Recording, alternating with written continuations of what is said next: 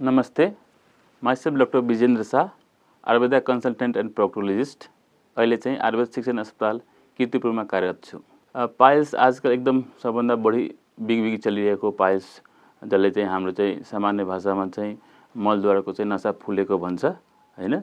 यो चाहिँ जेनरली चाहिँ आजकल एकदम सबभन्दा बढी 5 फ्यामिलीमा 3 फ्यामिलीमा चाहिँ हुने, प्रत्येक घरमा एकजना हुने जस्तो अवस्था आइसकेछ। त्यही भएर चाहिँ यो सामान्य भाषामा बोल्दा भन्दाखेरि चाहिँ मलद्वारको वरिपरि नसाहरू फुलिनु र त्यसमा पनि डिफ्रेन्ट टाइपको हुन्छ। एउटा बाहिरी पाइल्स, एउटा भित्री पाइल्स, भित्रीमा पनि 4वटा ग्रेड हुन्छन्, first, second, third, fourth grade हुन्छन्।